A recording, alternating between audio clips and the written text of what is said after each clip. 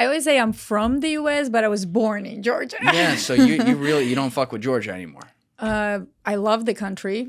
It's not my country anymore, you know? So, and I would like to see this happen more in the US when people have double citizenships and they have double loyalties and so on. Like, pick one country and be loyal to them. Well, you've lived that. So, I mean, you have credibility to say that for sure. Did you feel...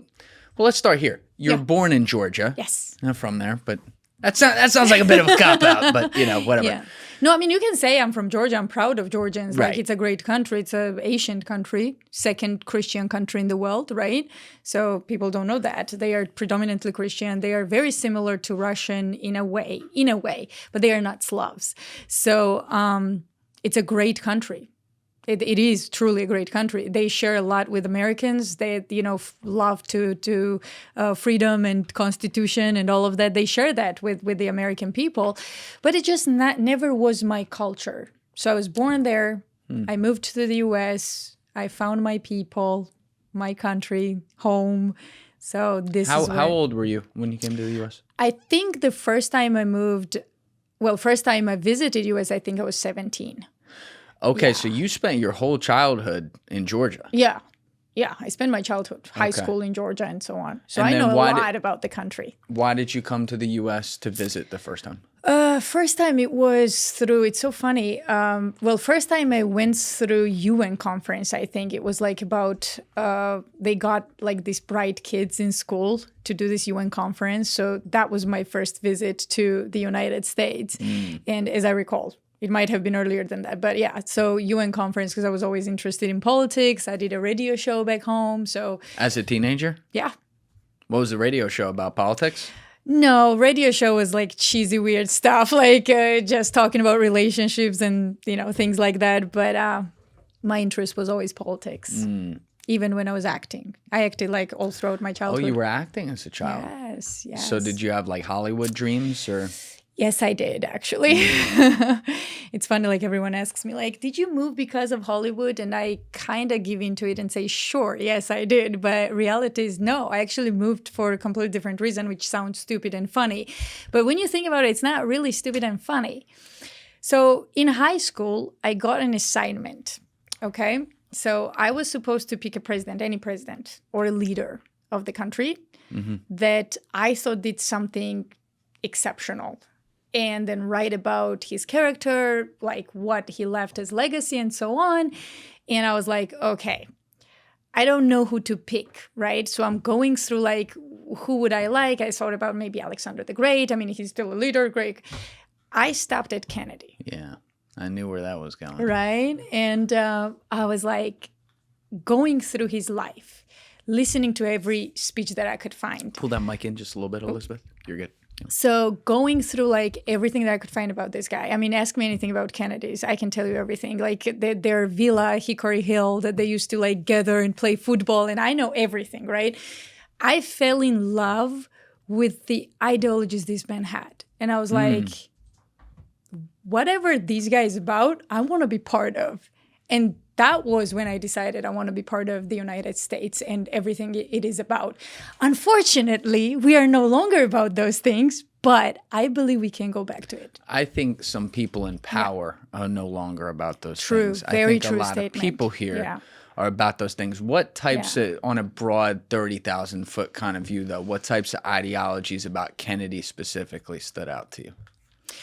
I think first and foremost, he was for people. He believed that you can give power to people and they can determine what the course of the country should be.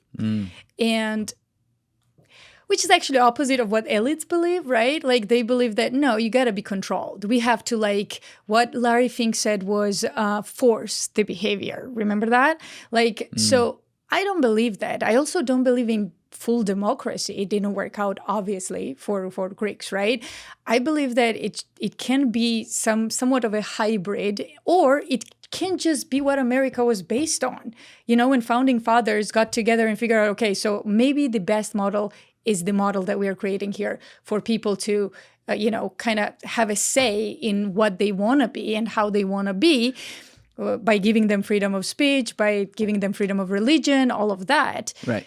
But at the same time, America is a kind of a bureaucracy, right? So bureaucracy is not full freedom. It cannot possibly be.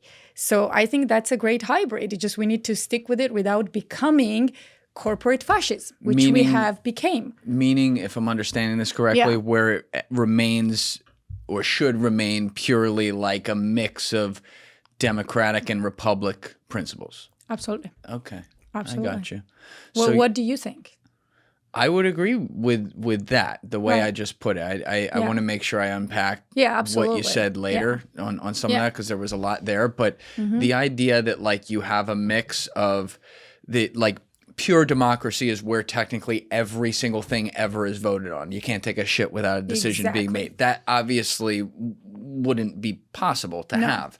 But when you have people making a decision on your behalf, and I'm getting a little beyond democracy and republic pure definitions here, but like when you have people that you select democratically to make some decisions on your behalf that are in line with what you elect, which is how it's mostly supposed to work, and hasn't worked out very recently. But, you know, that system to me is a pure system.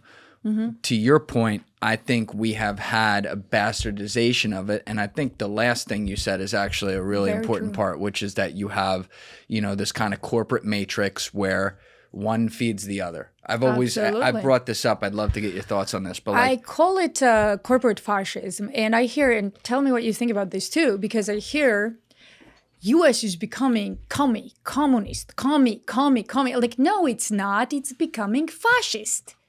It's absolutely becoming fascist. And there's a huge distinction between these two. Yes. And from someone who comes from a commie country, which was Georgia, right? We were communists, much like Russians. Like, I can recognize the signs that it's not communism. It is fascism that we are becoming, which is more dangerous, in my opinion. What are those signs? Like, for example, what's the difference between communism and fascism? We don't have to go like far in deep to it, but do you own your house when you buy it in the US? You kind of do, right? It's your property, but at the same time, you pay off your mortgage. Yeah, but you're dependent to even have that house. You're kind of dependent on all these payments, and you're paying to who? Who are you paying to? To the government necessarily? No, you're paying to a bank, right? Yes. So you have corporate elites that are eating you up, which is like pretty much what fascism is, like corporate elites getting together, deciding what's good for what? The state. Right? You don't have that in communism. You can have whatever you want for free, but it doesn't belong to you. The state, in this case, is playing the corporates. Yes. Yeah. So, like China's a good example. Yeah, exactly. For sure. Exactly. Yes. So in communism, like my grandma, and I grew up more with my grandma than my parents. Like that's another story. She lived. A lot of other stories with Elizabeth. She says that. It's a lot. That's a whole nother one.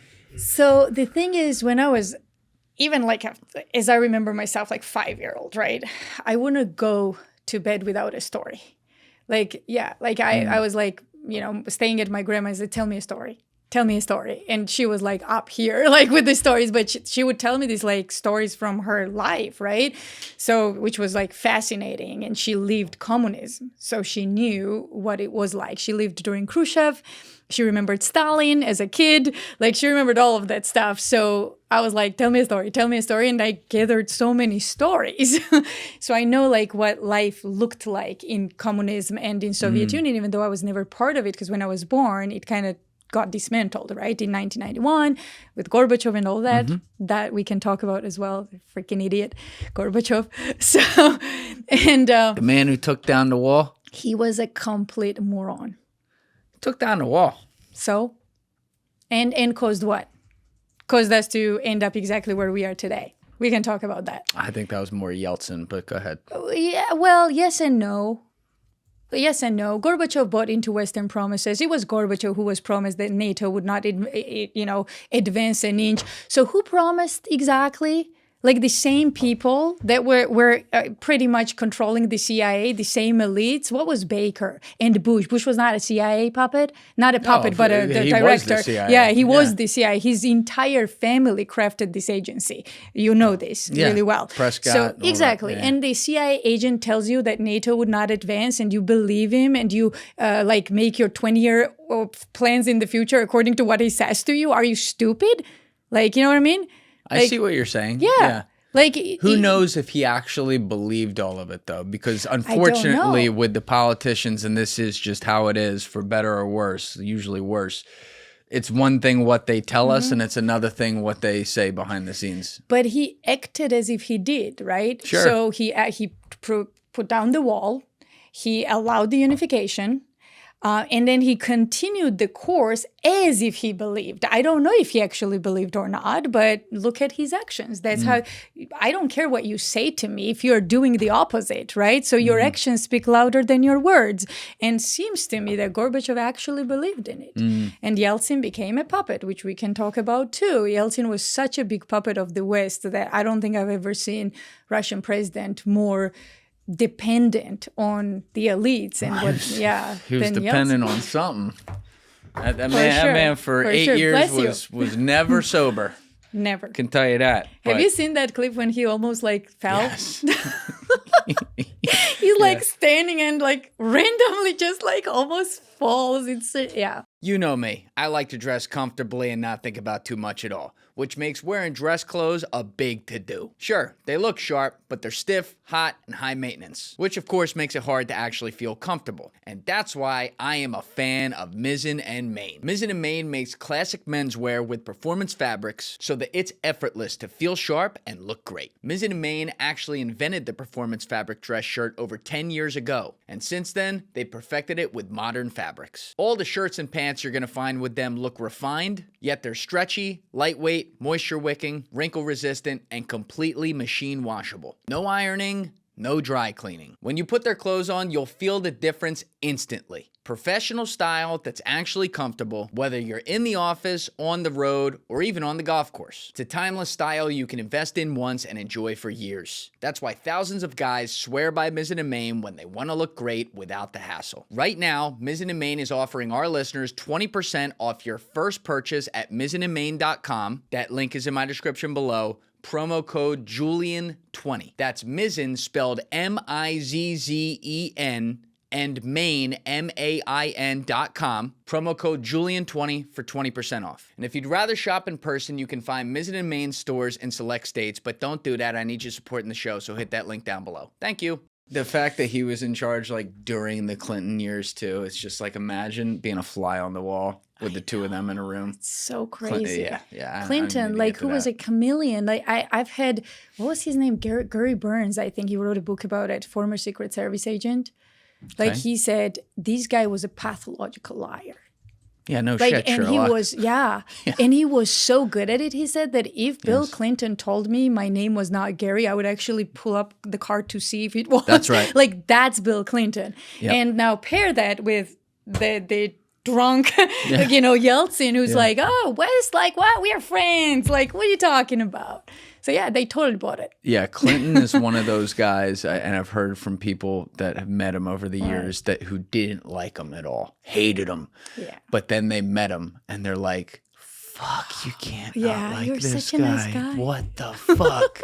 I don't believe any of that stuff they say about you. True. Like they go, even if they're like, I'm talking some dudes I've talked to who are like the hardest core Republicans who hated him back then and whatever. And then they'd meet him and they're like, God damn it, he's a good time. You know, something about that guy. I don't know. He's very good. Like he's very good. I think that's part of the reason why Bush kind of like put him under his wing, right? This is where people don't connect the dots. Like, you understand he was a governor of Arkansas, right? The CIA's drug operation. Right, where Mina was, Right, exactly. Barry Seal and all of that. And all of a sudden, I think Clinton, number one, was too charming. And second, he was just a good little boy for the CIA. And then he becomes the president. Right. And even though he's Democrat, by the way, which you would think that a Republican like Bush would not like someone like Bill Clinton, right? Yet he said what? Like he's like my son or something like that. Really? I wonder how that went down. Like what did he do? They all go to the same steakhouses on K Street. Exactly. It's a giant, like George Carlin said it best, and it gets truer every day. It's a giant club, and you're not part of it. You know? Yeah. And you see people go in there, whether it be a congressman or a senator, or, even with Trump, like as president, who may come in and they may seem like more of an outsider or whatever. And then you see the kind of system. Yep. Swallow them up. But we got into this because we were talking about communism and fascism. I don't want to get off that because it's an interesting point. You're absolutely correct, by the way, in the clear distinctions in how they carry things out. Exactly. I overgeneralize in the past, and purposely so. I'm okay with it because what they do both have in common is that they're both totalitarian. They both seize control. So I've always looked at it like communists hate fascists. That's a historical thing. But they hate each other because they see each other in themselves. Even if it's like you do it with this or you do it with that. It's also competition, right? Like they both want to be on top. And it's like, well, they are in competition and they're exactly alike in terms of what they see the future should look like, right? So it's scary. Yeah. But I always thought, honestly, that fascism was more scary than communism because communism, here's the problem with communism. It will destroy itself. You know, it will get to the point where it will eradicate itself. And that's what happened with Soviet Union. It was not American propaganda. It imploded from the inside because communism does not work. It doesn't work. Unless it's Question on that. So you don't think, because that would be the propaganda I'd be okay with if you're trying to like stop communism or something without, overthrowing governments and killing millions of people. You don't think there was some sort of like messaging that the United States was able to get in there to push people? I mean, messaging, well, yes and no. So messaging was always there. But I mean, communism did not break down because of American messaging or because of CIA's hard work or something. It broke down because Russian people were never naturally designed to be a communist. And neither were Georgians. Like I said, how did I start with when I explained what Georgia was? They are freedom lovers. If you knew Georgian past, I mean, these guys are like this big, okay? Like in Caucasian Mountains. By the way, word Caucasian comes from my people. Like Caucasian Mountains. What is that? Where is that? In Georgia. So Caucasian comes from the word itself from Georgia. So these people managed to survive like through centuries and centuries of wars and invasions. And like people are shocked. How are you a nation still? How? Well, you're telling these people that now they're going to bow down to communism? Like, wrong crowd, bro. Right. So that's what imploded communism. But by itself, it's a faulty ideology, right? It's not going to last. Now, fascism is a little bit of a different case. Yeah, why? Like, it allows elites to flourish. And it's not about one dictator like Stalin or, Xi or whatever. Like it allows multiple devils and multiple heads on one dragon, right? And it's really hard to fight. I mean, look at what's going on here. You have a corporate, like in America, we have a corporate fascism. Tell me exactly who rules BlackRock or Vanguard. Can you tell me all the names? Can you tell me the shadowy people behind? No, you can't. You can tell me that, CIA director knows nothing. What does CIA director know? Well, take Kennedy's case. Kennedy changed the CIA director. He kicked out Allen Dulles. They killed him anyway. Right. Allen did it from his Georgetown apartment. Exactly, because he had loyal goons at the CIA that even director didn't know about. That's right. So director's a political appointee. Thank you. And the president here is a 4-year employee. There you go. So that's why it's more dangerous. And that's why dear Prescott Bush, almost overthrew Roosevelt in something called the plot. I'm sure you've heard of it, right? When they tried to overthrow Roosevelt for what? Fascism dictatorship in America. That's right. Because he knew fascism can last. You're talking about the Smedley Butler, yes. I'm so glad. I'm here with intellectuals, guys. I don't get this often. Well, okay, it's I usual. appreciate you calling me an intellectual. That's one from New Jersey. Put that on the board right there. We got that on tape, right, Brendan? No. Oh, God damn it. That's the one time you're supposed to be rolling. We got Brendan in the studio today doing a little behind the scenes. But yeah, so one of the things I've always talked about, it's just interesting to hear you have it where it's like communism and fascism, fascism's where the corporates control, communism's where the government controls. Right. But the same question of like the balance exists here in America. And I've always brought this up because it's a really tough answer where it's like the buck is always going to stop more somewhere. It's just the nature of physics. When you roll a ball in a room, the room's never perfectly flat. So one side is going to lean more towards. And it's like, I think communism and fascism are amazing examples as to why you don't want the buck stopping with the government, but you also don't want the buck stopping with the quote unquote free market, because then it becomes very not free. I agree. Right? So how do you find that equilibrium in America where, okay, both of these things have to exist. Okay, there's powerful people in both. There will always be some aspect to that, but at least like the people, the 99% of us are represented. Right. Well, I mean, you're asking a very tough question. I know. And it's really hard to answer, because I always thought, I don't know what exactly like your thoughts are when it gets to corporate or government, right? I actually thought, I think Americans have been brainwashed into thinking that corporate should have more power. I actually thought that no, I think it should be government. And I'll tell you why I think that. Because government, I can vote in, vote out, and I can impeach. I cannot vote in or vote out a CEO or a shareholder, or I cannot impeach them. What I cannot even do is convince people not to buy a certain brand. They will still go for it when there's like, you know what I mean? Like there's need for it. And you saw what happened with what was that company that was in hot waters recently for like child trafficking? Cracker Barrel? Oh, like no. Sorry, Cracker Barrel. That wasn't where I thought that was Anyway, going. The point is I don't remember exactly which company it was, but they got in hot waters and their sales, were affected like a month or so. And that's it. Right.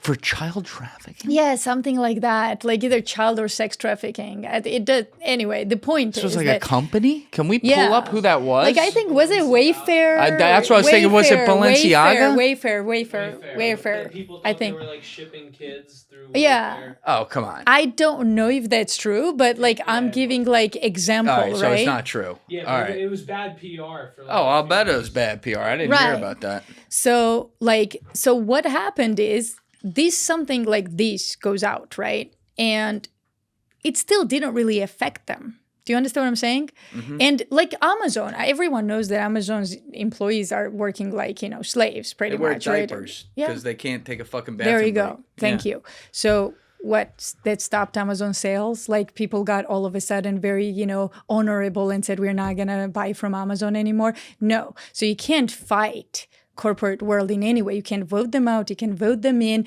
You cannot convince people not to buy from them. You can't do that. But what you can do is you can vote in a congressman. You can vote for your government in or out, right? Like you can change these people. You can impeach a president because you have good guys that you voted for.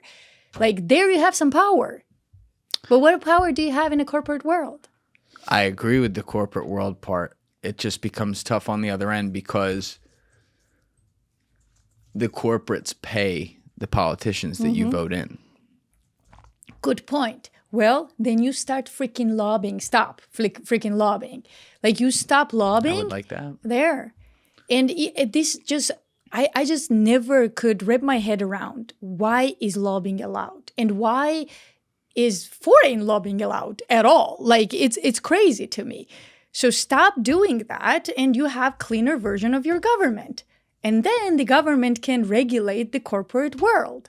You can, what was it? I guess what we are trying to say here, if it's a hybrid of government power and corporate world, then it can work. But if one has more power than the other, it won't. Yeah, you're talking about equilibrium. Like, yeah. So, but how do you get to that equilibrium? You certainly don't get to it by brainwashing American people to take government's powers away, because that's what corporate world wants, right? Like that's exactly what they want. Then they are unregulated. That's now, right. After this crazy guy, Luigi Mangione, killed this guy, the CEO, right? Now they started this narrative, well, we should hide all the names of corporate CEOs and all that. Now you can't even get to them and know exactly who they are. Okay, like how is that good? How is that good? You're going to lose that battle. It's not. This is where...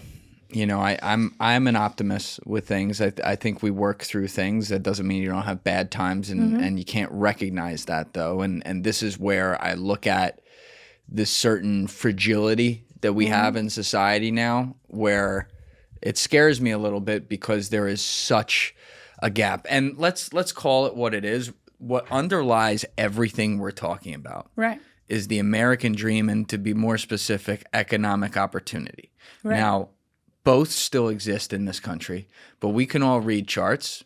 And you look since the early 1980s, the chart is absolutely clear as day. You see it go like this, to where you have a smaller and smaller class that has more and more money, and the middle class of America, which is where the American dream of, like, you know, suburban life, family, white picket fence and a dog, and everyone dies happy and doesn't have to worry about their retirement. That's where that lives. That has shrunk more and more and more. And there's a million factors that go into that. But I think what that does to society, of course, is it takes away hope, it generates anger, and it also then can feed on fear. And we are seeing all of those things come together right now to the point that, you know, I don't like the healthcare system at all. I think it's horrible. By the way, they pay off the whole government too. So I think it's despicable in a lot of ways. It's a group think problem. When you then suddenly have a part of society saying, therefore, a rando can rent a city bike, drive down 57th Street and murk a guy at 6 a.m. in the street in New York because of the job position he has. I understand your anger at the industry. Don't disagree with that. The precedent of that and the fact that so many people are like, yeah, that's fine. That's a little scary to me. That's very scary.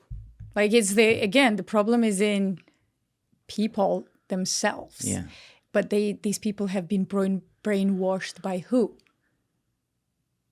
The corporations? Yeah, and the CIA. Why do we call this military, industrial, I would add intelligence complex?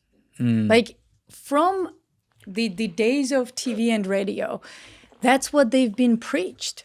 Like, they've been brainwashed. So you can't expect, and above that, they are too busy. So that goes back to, like, do we really have the economic opportunity as we think we do in this country? That's another question, right? Because, like, compared to who? Because the most important thing we need to ask in life is compared to what and compared to who? Because you can say, I'm smarter than Elizabeth Lane. Okay, great, good comparison. But if you say I'm smart, like, compared to who? To Einstein? Or to me, to someone else? Like, maybe you're dumb compared to Einstein, right? So that's what I'm saying. Like, Americans think that they still got the best in this country of the world, but that's not true. It's no longer true. In what ways is that not true? In many ways. There are countries that are much more developed than us. There are countries that are more developed. Yeah. Like, are you talking about, like, architecture and infrastructure? In any way, like, excuse me, like, take the U.S. and the Arab Empire and Dubai. Right. Like, what are you talking about when you infrastructure? Like, have you been outside in New York? Like, you would get a heart attack. And New York's supposed to be the skyscrapers and all the, you know, because certainly I don't have that in Utah. So yeah, like, more developed in what way? So is your healthcare system in top 20? No. Okay, then education, what about that? No. I can argue that even, like, I travel a lot, okay? I travel all the time. So travel is needed to understand what's really going on in other countries as well. I could argue that there are countries that, even with, like, day-to-day lives, are happier, more well taken care of, whether it gets to your income, you know, maternity, paternity leave, or whatever. So then the question becomes, why are we still stating that we are the best? Like, is that like an illusion of some sorts? Like, is that I want to be the best, so I'm, like, going to talk about it and it's going to happen? Or, like, what is that? I think it's an overall average, because the things you say right there, like I said, we have a lot of problems right now. And I think if people rest on those laurels, that's why it's good for you to point that out. Our education system, our healthcare system, our infrastructure. Well, it's not the only one. These are all, absolutely. These are all true. When you take the average of everything, even if the world is kind of a piece of shit right now, overall, I think people could very well make the argument that America is still the best shit on top of the pile of shit. And obviously, that's a very pessimistic, cynical way of putting it. But you understand what I'm saying right there. It's like, a friend. I'll use an example of a friend of mine, Rajaratnam. Okay, right. He was an immigrant. He's from Sri Lanka. Came to this country. Compared to Sri Lanka, yes, I would agree. Well, yeah, but meaning he came here when he was young. Yeah. Highly educated, became one of the 5 greatest investors in the world. Long story short, was given the longest insider trading penalty in American history at the time in 2011 in what I believe now was a trial where the deck was completely stacked against him, which is not a popular take to have. Like, oh, this billionaire was actually innocent. I actually believe he was. And what's amazing is once you learn every single thing that the government did to him and what happened to him, you know, he then ended up spending 7.5 years in prison before getting a home release. Wow. And you would think, the guy still got billions of dollars, right? You would think he would throw his middle fingers up to the sky and be like, fuck you, fuck the system, fuck all this stuff. And I'll never forget being in a meeting with him about 3 years ago, almost exactly, where he was talking about the justice system and things he wanted to improve in it and putting his money where his mouth is, by the way, which I think is cool. But very unexpectedly, he goes, he was starting to get like a little emotional. And he goes, you know what? This is the best country in the world. I'm so lucky to live here. I was so lucky to come here. I'm so lucky for my family to be here.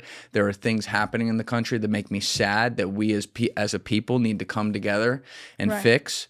But there is a reason people don't go in droves to China or Russia all the time or some of these other countries where they don't have some of the base freedoms that we do. And so if I can fix some of those problems to make sure we still have that 20 years from now, then I will put my money where my mouth is and do that. And that always stuck with me because this is a man who's traveled the entire world. He's been to every country. He used to own half the Sri Lankan stock exchange. He knows every continent like the back of his hand. He spent 2 months in Africa just for the fuck of it. And like when I hear someone like that having gone through the bullshit that he went through. The worst of what America can offer, that's where I get the averages. And I go, okay, healthcare, fucked. Education, we got some serious issues there. But like when you look at it overall, we're still better, but we should not rest on that laurels and assume that will be the case 10 years from now. And to your point, I think a lot of Americans, a lot of us, I've probably been guilty of it too in the past, sit there a little complacent, like, oh, we'll be fine. You know, it'll all work out. And then you don't look at history and see that every quote unquote empire has fallen. Exactly. I agree with that. So most people invest in tech, fitness, even diets, yet they ignore the very mattress they sleep on every night. That's a mistake, because quality sleep is the foundation for focus, energy, and recovery. And of course, that's where GhostBed comes in. The team behind GhostBed has been making mattresses for over 20 years, and they created the brand to give people a smarter way to upgrade their sleep. Every GhostBed mattress is built with premium materials and proven cooling technology to keep you comfortable all night long. And unlike mattresses that start sagging after a year or two, GhostBed mattresses are built to last, backed by a 20 to 25-year warranty. You also get a 101-night sleep trial to make sure it's the right fit, and fast free shipping so that most orders are going to arrive in 2 to 5 days. The value is undeniable too. GhostBed's mattresses cost up to 50% less than comparable brands. That's real quality without the inflated price tag. Right now, during GhostBed's Black Friday sale, you can get 25% off already reduced prices, plus a free massaging neck pillow with your mattress purchase. Just go to ghostbed.com/Julian, that link is in my description below, and use promo code Julian at checkout. Once again, that's ghostbed.com/Julian, link in description below, promo code Julian. Upgrade your sleep with GhostBed, the makers of the coolest beds in the world. And again, like, you know, I've heard, like I said, I've traveled a lot too. And I think where it gets to why he thinks that way versus why a German who's like average worker thinks that no, German is better, right? I would argue right now, hell no. But like I'm talking about like 10, 15 years ago, right? Like, again, I think the US gives you the opportunity to be that 1% if you wanted to. Well, not if you wanted to, but you have the capability. If you're a little bit sociopathic, if you're like, you know, if you got all the right things, like a cocktail, then you can probably get there. Other countries cannot give you that. And I would argue the reason they can't give you that are partially our fault too in the US. Well, how do you mean? I mean, we overthrow and, you know, the democratically elected leaders, we cause chaos in the world. Like, we are the #1 terrorist of the world, no doubt about that. And the reason these countries are authoritarian is because they have to be.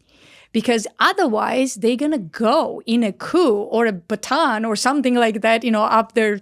I'm not going to talk about what happened to certain people, but like Gaddafi or others, right? And they know. And that's something that no one talks about. Like, I'll give you a quick example of country of Georgia. Country of Georgia is the most peaceful.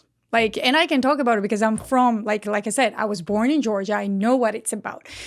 Look at its history and tell me if they ever tried to conquer anyone, really.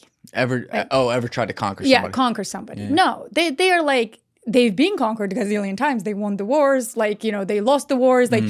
I mean, these people have been through everything, really. It's fascinating, like how they are still alive, how they managed to have the gene they had, like this coding, right? Like without mixing it with that. Like, it's incredible. But here's what happened just recently. So we are using Ukraine as a proxy, right? Like we are fighting through Ukraine, this war with Russia, so that we can weaken Russia and the usual warmonger shit that I'm so over and tired. Then we have the CIA working really hard to overthrow Georgian government, who says, I'm not going to get into war. It's not my war. Leave me alone. They threatened the Premier Minister of Georgia. And this is like EU and the US and Brits, right? Remember what happened to Fico? Fico got shot. Stay in line, bro, or you will be dead. This is on record that they done this? He came out and says they threatened to kill me. They told me, remember what happened to Fico? This is a country focused on Georgia. Like, this government is focused on Georgia. They're like, we want to be great. We want to do all these good things, reforming education, all of that. What do you want, bro? Like, what do you want to cause a mess there? See, that's what we do. That's what we did in Latin America. Like what? I killed Jose Ruldos or something. We go in, we overthrow people. Like what happened to Mossadegh in Iran? Why kill a democratically elected leader that only wants to do good shit for his country? What's the deal? Well, define good shit for his country. Well, he wanted to nationalize stuff that meant that it would be good for the country, like oil and other things. And we didn't want to nationalize it? Yeah. I mean, that's... So here's what we do. Let me explain something. Yeah, that would be fascist by definition. So when CIA goes into the countries, they do something called, they want to do privatization of the assets, right? And they usually put it in the hands of very few people in the country. And the people that they can control. They did the same thing with Saakashvili in Georgia, 2003 Rose Revolution. So they own everything, right? Well, how is that good for the country? When your biggest assets don't belong to people. How is that good for the country? I see what you're saying. Yeah. But the opposite that's not necessarily good either. So let me say, hold two thoughts at the same time. Imagine that. Right. I think the current Iranian regime is fucking insane. Who brought them on? And a disaster. Who brought them on? Hold on. I also think we shouldn't be in any way going out of our way to start a war and overthrow their government, which is just playing right into the hands of the propaganda that wouldn't then be propaganda because it'd be exactly what it looks like, that would make people say, well, maybe this isn't so bad. If you really believe that something is wrong, and I do, like the Iranian people don't like their government, I agree with them on that, they're going to have to overthrow it themselves or do it themselves. Couldn't agree more. That's exactly what I'm trying to say here. But we don't allow that, though. Here's the thing. We don't even overthrow, per se, the dictatorial governments. Somehow, the record is, sometimes we do, but if you look at the record of the overthrows that we know about, there are probably plenty we don't know about, but the ones that we know about, I mean, most of them are people who just said, I'm not going to be your puppet. I'm going to do something for my country. You might want to read a book called... Economic Hitman. Yes. I saw where you're going with that. Yeah, so but it's true though. He's absolutely right. And how do you think that goes down in international politics? And here's what people don't understand. Everything you do in other countries backfires and comes back to you. International policies are very much like a boomerang to our domestic policies, right? Yes. I'll explain something. So foreign countries, how do you think they lobby us into action? Like, tell me your opinion, and then we can take it from there. Like, why do you think that other countries do have an effect on our Congress or Senate? I would imagine, if I'm being very broad with my answer, where it's economically feasible for us to continue our, ability to wield power economically and therefore just in general around the world, then, we'll look at it, even if it's actually not going to help with that. We just convince ourselves it does. So you're saying that, like, foreign countries lobby you to, help me understand, foreign countries lobby you to, like, keep the power overseas, like that? They lobby you in a way that makes you think, oh, you have power over us and we'll do whatever you want. Is that what it is? No. Because there's a lot of different countries that could be used as an example for this in different contexts. What I'm trying is, I want to be clear so that people, I'm not convoluting people out here. I'm saying that our bureaucracy is so high on its own supply that when another country, which is fucking every country around the world at some point asking for a favor, couldn't agree more. Minus, probably like China and Russia, but like when another country comes to us asking for a favor, we look at it like fresh meat, like, ooh, what can we get out of that? And how can we actually like advance our economic interests around the world, even if that's not how it's going to end up going down? That's what I mean. Right. Yeah. I agree. So I can tell you one example. For example, just recently, again, like I'm only using Georgia as an example because I know what's going on. It's like one of my forte, like my topics. I can use Russia. I can use Israel if you want. But Israel and Palestine was never my thing as a journalist, so I usually stay away, even though I have pretty strong opinions about that too.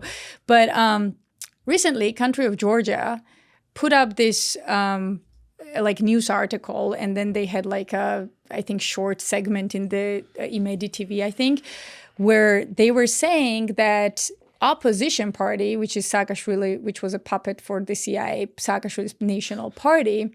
We can talk about that too. Like, that guy is incredibly interesting. Like, the guy who was involved in both Georgian Revolution, and then I would argue that he was a huge figure to what happened to Ukraine, like a big player in that too. Now he's in prison, by the way, for the crimes he did with the CIA or without them. I don't care. But anyway, so they put up an article how this party transfers money to a firm in the US that lobbies Joe Wilson, like to do whatever they want. So put up, if you can, go to my X account, and there's an article about it. So, and then in return, your X account is wild. I'll read through it. I need to get a shower afterwards. Oh, fuck. So, like, I can tell you, I put this article up. I was like, they are so going to come after me after this. I don't care. So go to articles or just go down, and it's called... when did you post it? It's way down. Go down. Like September? Yeah, I think so. What was the article about? I think it's called An Agent, or like... it was about Joe Wilson and taking the money from this firm. Hold on. It's going to be there. There, Foreign Agent. Yeah, open that. Okay. So in here, I explain. In here I explain how the whole thing went down. What was the firm that got the money, and then lobbied Joe Wilson to be like pretty much like say lies like Georgian government stopped building Trump Tower in Batumi. What? Never happened. Like, and the guy supports the people protesting in the streets against government. So people who want to overthrow the government, he supports them and what they do, which is like they broke everything in the city. They went in and tried to like ambush, if I correctly recall, they tried to break into presidential residence. And this is Joe Wilson, the same dude who said to January 6 people, how dare you? Oh, really, Joey? Because if it's against you that American people are coming for, then you don't get to protest and you don't get to break in. But if it's Georgia, yeah, dude, like go overthrow the government. Yeah. Like this is where they fail American people. These double standards that, yes, we fuel revolutions. Yes, we overthrow other leaders. Like, and then it backfires on us. And that's the tragedy of this country. We just don't get it. And I think the only president that actually got it was President Kennedy. And this is why he said, no, like, it's just not going to happen this way anymore. Like, we're not going to be, giving power to Israel. We're not going to be like overthrowing people overseas. We're just not going to do this shit anymore. And they killed him.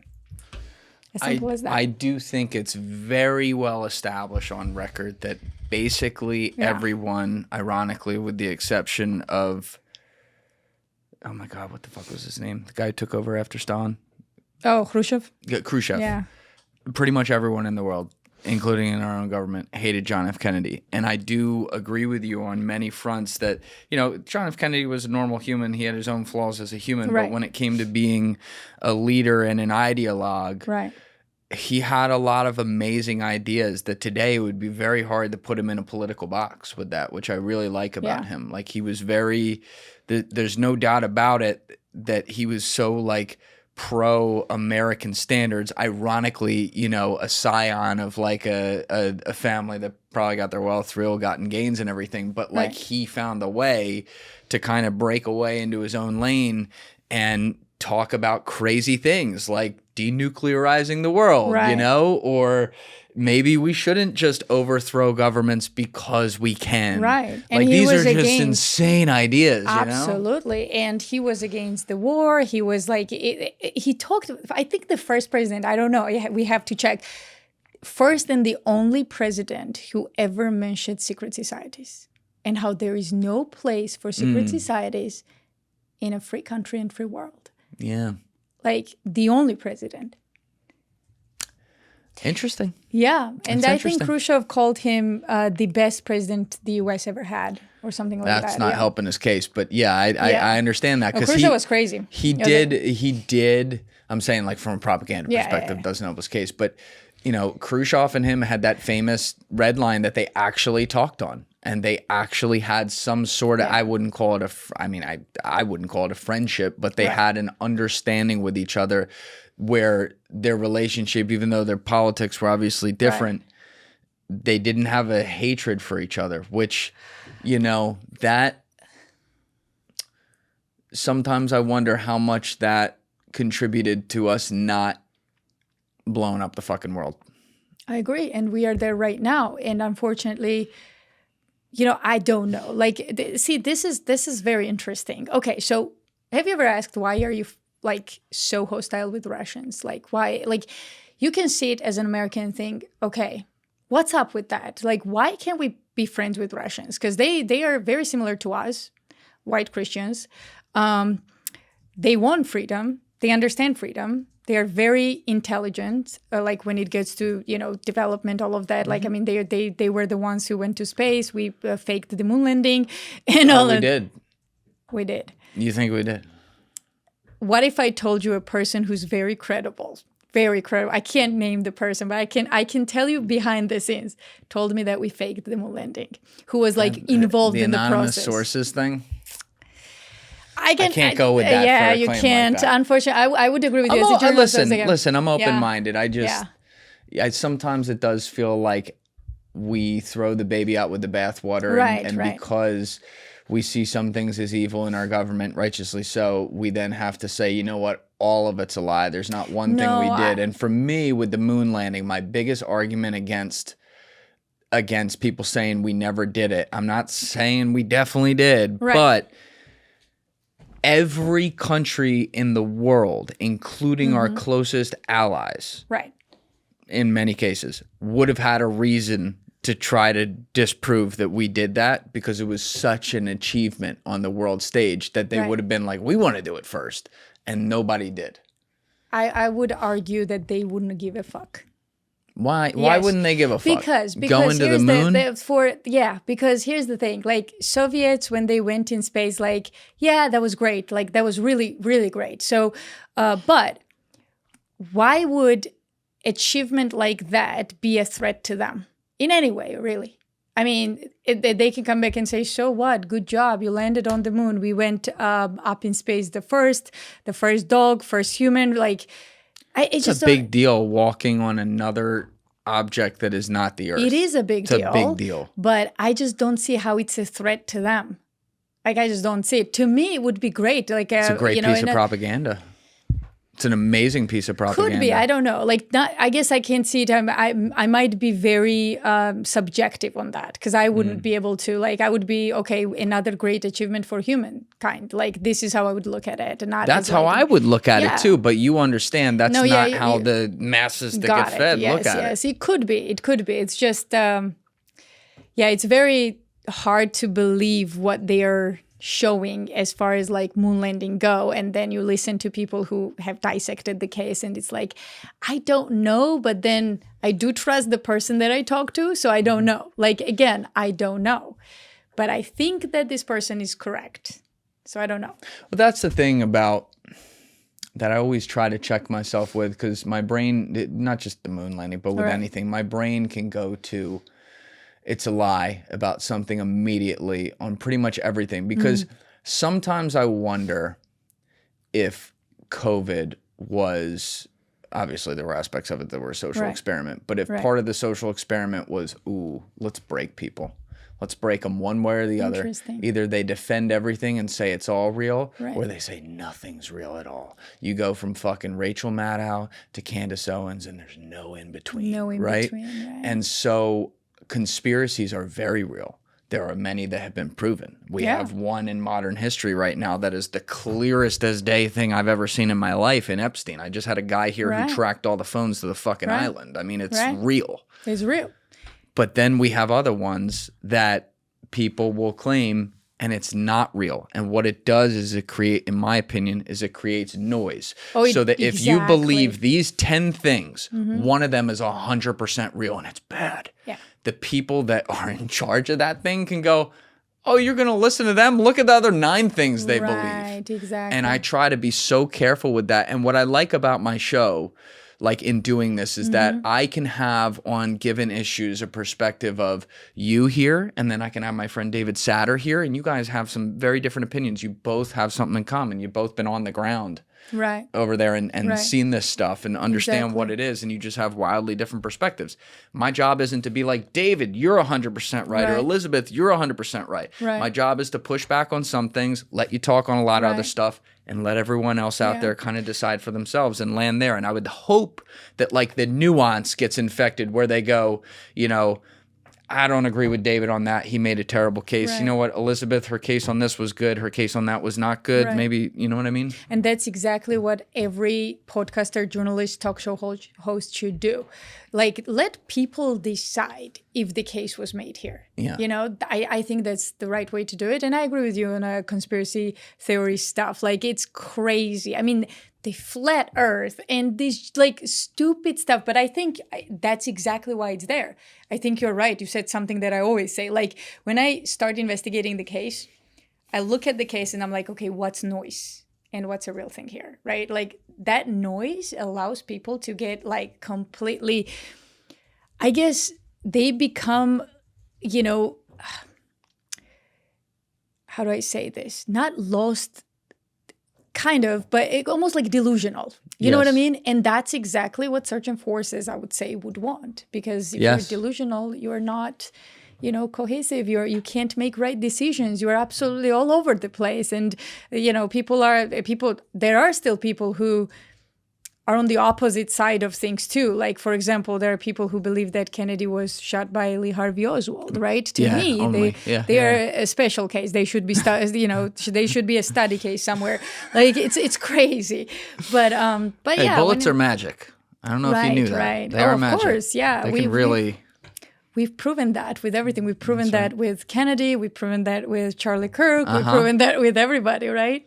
Yeah, absolutely. Yeah. But yeah, it just bothers me, like, how much misinformation there is, like, when it gets to the whole, like, Russia-Ukraine war and whole, and the Soviet Union itself, though.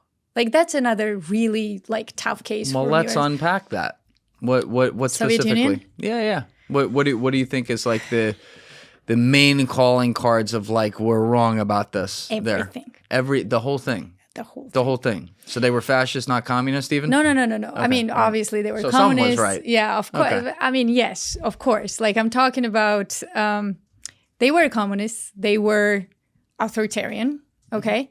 But I feel like most Americans see it as like communism is like one thing, right? I'm sure you see it too. If I said like, what was communism? Like, explain to me what was communism in Soviet Union. Explain Soviet Union as an American to me. For like... You want me to do that? Yeah. Okay, so we already established it was where the government took control of all privatized business. What government? What government? What government? The people in charge of the communist government. Who? The revolutionaries. Okay. Who well, took down the family. They changed multiple times. Right. So, how many leaders of Communism Party and in general Soviet Union do you know? How many leaders? Let's count. It started with the original revolutionaries. You had Lenin, you had Trotsky. Yes. And then you went to Stalin. Stalin started the pogroms and the Holodomor, as Andy would say. Okay, so and then you had him till 53. Khrushchev comes in 53. After Khrushchev, who the fuck was in there? So you know more than most, okay? Yeah. So, all right, let's unpack that. And then Gorbachev, obviously. Okay, great. So let's unpack that. Who was Trotsky? Where did he come from? Like, let me break this Soviet myth for you real quick. The Soviet myth. Yeah. All right, break it. So, who was Trotsky? Where was he living before he became this amazing revolutionary who somehow took down the Tsar? No, he ended up in Mexico. Yes, he got shot. He got killed. So where was Trotsky? You want to know where he was? He wasn't in Georgia, was he? He was here in New York. Oh, he's in New York. Yes, he was here in New York. Isn't that shocking? You know what Not else? really. You know what? Really? You know what else he was doing in New York? So Trotsky was in New York, and he was somehow able to have a chauffeur, like a private driver, refrigerator that was a luxury back in the day, and all this like very well off, like, style items for a person that wrote for a minuscule, weird newspaper once in a while that no one read. Like, doesn't that strike you all? So you're saying he's a communist who lived in nice opulence. Never heard of that before.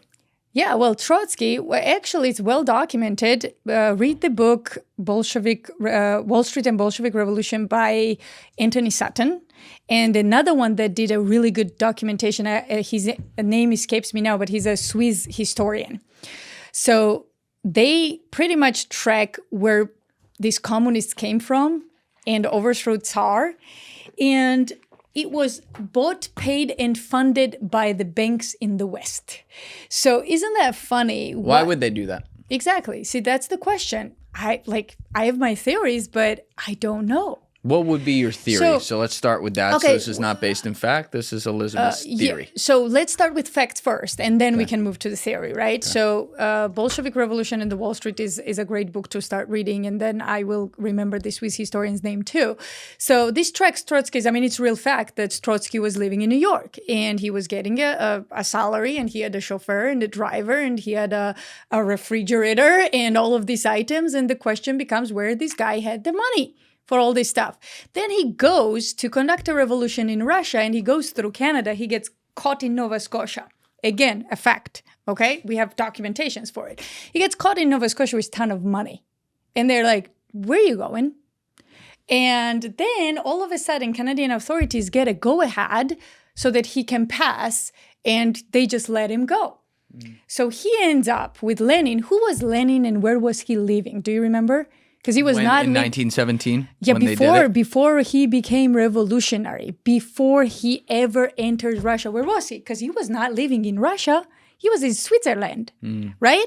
So if I correct, he's in Switzerland. So they sent Lenin and Trotsky the same time to Russia with a ton of money. Why? Who are these people? Why do they have so much money? Like, they are nobodies when you look at their background, right? And then they start investing this money in communism and Bolshevism, right? So they gather like this like-minded people. This is where later on Stalin joins them. Like, he's a nobody in the beginning. Yeah. And that's another thing. Like, most people don't even know who Stalin was. And these historians in the West that come out and blubber a bunch of shit. And I'm like, what ground do you have? What kind of shit do they blubber? Like, a lot of shit about Stalin that is not even remotely right. Like what? I mean, do you want me to give you a breakdown of stuff? So, for example, yeah, give me a breakdown, because there's like, I have no doubt. Where was Stalin? He's from Georgia. Yes. Let me start with this. I have no doubt that at no point in history, when victors have emerged, will you ever see something where the story told is 100% correct. Doesn't exist. Like I study the American Revolution like the back of my hand. Agree. I'm very glad it happened. I'm very glad they did it. These guys were amazing. There's still 10% of things that sometimes do get written down, just not really talked about. That it's like, that was a little fucked up. But like that's war. Exactly. Haven't already subscribed, please subscribe and hit the like button on this video. It is a huge, huge help. And if you'd like to check out this clip's full podcast episode, that link is in the description below or right here. And finally, you can follow me on Instagram and X by using the links in my description below.